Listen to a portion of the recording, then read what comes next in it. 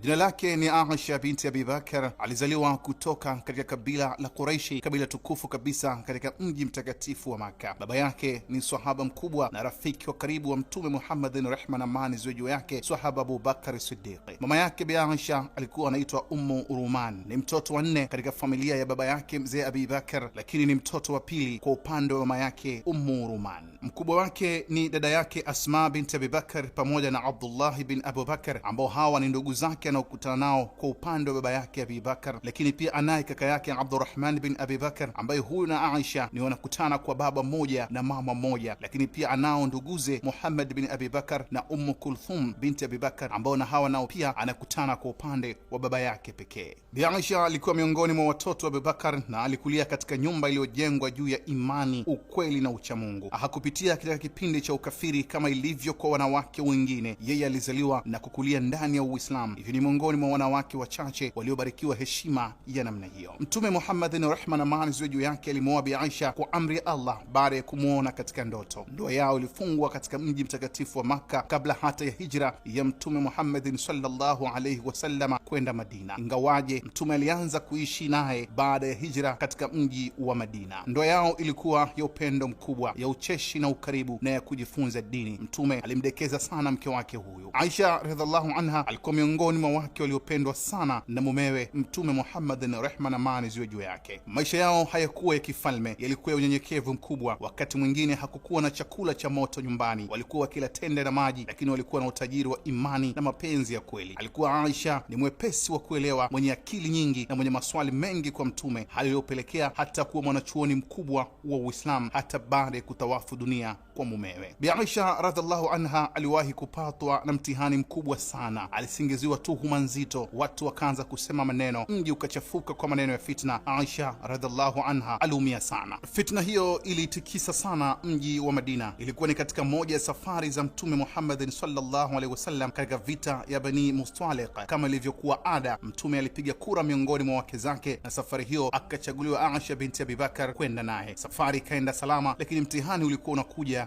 kimya kimya. Walipokuwa kirudi katika mji wa Madina, jeshi likasimama kupumzika usiku. Aisha radhiallahu anha alitoka kidogo kwenda kujisaidia. Aliporudi akagundua mkufu wake ulikuwa umepotea. Alirudi kuutafuta. Wakati huo wale waliokuwa wanabeba hema walidhani Bi Aisha yupo ndani, kwani ule mzigo ulikuwa mwepesi sana. Wakaubeba wakaondoka nao bila kujua hayupo. Msafara ukaondoka, Aisha akabaki peke yake jangwani. Aisha alikaa pale pale akijua watarudi kumtafuta. Asubuhi akapita sahaba mmoja mwema aitwaye Safwan ibn Mu'attal. Alimtambua kuwa huyu ni mama yake Aisha, akasema inna lillahi wa inna ilaihi rajiun. Hakusema maneno mengine, akamwandalia ngamia wake. Aisha akapanda na akaanza kumpeleka hadi wakalifikia jeshi. Hapo ndipo fitna ilipoanza. Walipoingia mji wa Madina pamoja, watu wenye maradhi ya nyoyo wakaanza kusema maneno. Kiongozi wa fitna hii alikuwa ni Abdullah bin Ubayya. Akaeneza uvumi mchafu akimtuhumu Aisha kuwa na uzinifu pamoja na Safwan. Maneno hayo yalisambaa mithili ya moto wa upepo. Aisha hakuwa anajua chochote mwanzoni, lakini alipoanza kusikia taarifa hizo aliumia sana. Alilia siku nyingi,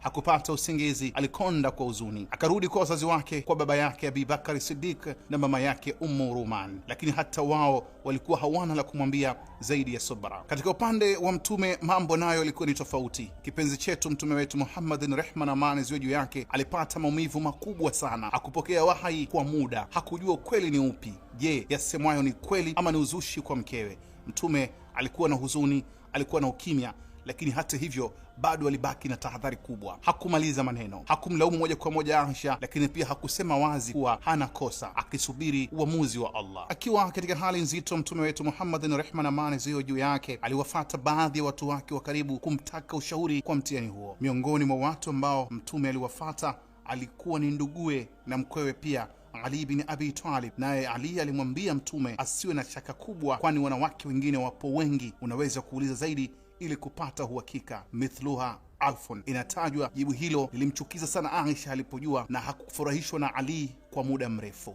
Usama bin Zaidi alisema, ewe Mtume wa Allah, sisi hatujui Aisha ila kwa wema. Yani alimtetea Aisha radhiallahu anha. Zainab binti Jahshi, mke mwenzie, yeye alipoulizwa kuhusu ukweli wa jambo hilo alisema, nimemuona Aisha kuwa mwema na mcha Mungu, sitamshuhudia kwa kitu kisicho haki. Hata yeye hakumtia hatiani. Baada ya muda wa maumivu ya kusubiri, Mtume Muhammadin, rehma na amani ziwe juu yake, hatimaye Wahyi uliteremka kutoka kwa Allah ndani ya Qur'an katika suratu Nur, Allah akisema wazi kuwa tuhuma hizo zilikuwa za uongo.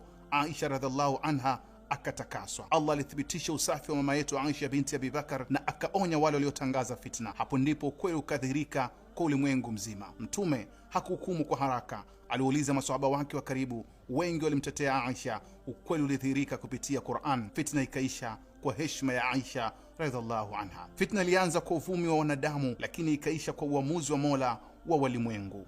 Tukio hili lilitajwa pia lilitikisa imani ya sahaba mzito Abu Bakar Siddiq radhiallahu anhu, ambaye mtuhumiwa hapo alikuwa ni binti yake kipenzi, kwani kulikuwa na baadhi ya maswahaba wachache walidhoofika kimani au walioguswa na maneno ya fitna, waliokariri au kuzungumza uvumi huo bila uthibitisho. Miongoni mwao alitajwa Mistah bin Uthatha, aliyekuwa jamaa wa karibu sana wa Abu Bakar Siddiq, ambaye alikuwa akimsaidia sana kifedha, lakini naye alihusishwa na kusambaza maneno hayo ya fitna. Abu Bakar Siddiq aliposikia kwamba Mistah amehusishwa katika mazungumzo ya uvumi huo wa binti yake, alisikitika sana na akaamua kuacha kumsaidia kifedha kama ilivyokuwa akifanya kabla. Baada ya tukio hilo, Allah aliteremsha aya ndani ya suratu Nur, akamwambia Abubakar, msamehe, msijizuie wema kwao. Abubakar baada ya tamko hilo alirudi na kumsaidia tena Mistah, akasema hataki kukata udugu kwa sababu ya tukio hilo, akaacha jambo lote kwa ajili ya Allah. Funzo kubwa ambalo tulipata, fitna iliweza kukaribia kuharibu mahusiano ya karibu, lakini Qur'an ikaja kuponya na kuyarejesha kwa rehema. Kabla ya kusafishwa kwa Bi Aisha naye alilia sana. Alikaa kwa huzuni nyumbani kwa wazazi wake, hakujua kinachoendelea kwa muda. Hofu yake na wasiwasi ilikuwa labda mume wake naye angaliweza kuwa amemtilia shaka kwa tuhuma hiyo. Baada ya kuteremka kwa wahyi huo, hatimaye Aisha binti Abi Bakar mambo yalibadilika ghafla, akarudi kwa mumewe. Mtume alifurahi sana na akampokea kwa amri ya Allah ya kumtangaza Aisha kuwa ni msafi. Aisha alitoka katika huzuni kubwa kwenda kwenye heshima na utulivu wa ajabu. Alirudi kwenye nyumba ya Mtume akiwa na hadhi yake ya juu kama mama wa waumini. Huzuni ya muda mrefu hatimaye ikageuka kuwa faraja, machozi yakabadilika kuwa shukrani, na jamii ikajua ukweli rasmi. Qur'an ilipoteremka, hakuna tena shaka, fitna ilimalizika kabisa. Baada ya kutakaswa kwa Aisha radhiallahu anha, upendo kati yake na Mtume ukaongezeka maradufu. Mtume alionyesha huruma na ukaribu mkubwa. Aisha akawa mke wa karibu sana kiakili na kihisia. Maisha yao yakawa tena ya ucheshi, ilmu na ibada. Aisha binti Abi Bakari alikuwa miongoni mwa wanachuoni wakubwa wa umma. Alijifunza moja kwa moja kutoka kwa Mtume, rehma na amani ziwe juu yake, Qur'an, hadithi, fiqhi, kwa maana sheria za dini. Maswahaba wakubwa walikuwa wanakuja kwake kuuliza maswali. Alikuwa mwenye akili kali zaidi, mwenye kumbukumbu ya ajabu na mwalimu wa wanawake na wanaume. Mwisho wa maisha ya Mtume aliumwa sana. Mtume akawa dhaifu. Aisha binti Abi Bakari ndiye aliyemuuguza kwa upendo na ukaribu. Alimtunza, alimpa maji, alikaa karibu naye kila wakati. Mtume Muhammadin, rehma na amani ziwe juu yake, alifariki akiwa ndani ya chumba cha mama yetu Aisha radhiallahu anha. Alikuwa kichwa chake kikiwa kwenye kifua na mapaja ya mama yetu Aisha, akipumua pumzi ya mwisho akiwa nyumbani kwake. Mama yetu Aisha radhiallahu anha, baada ya kifo cha mumewe, Aisha aliumia sana. Dunia ikawa nyeusi kwake. Alilia kwa muda mrefu, lakini alibaki imara kwa imani. Baada ya kifo cha Mtume, aliishi Bi Aisha kama mwalimu mkubwa wa umma. Alikuwa chanzo cha hadithi nyingi,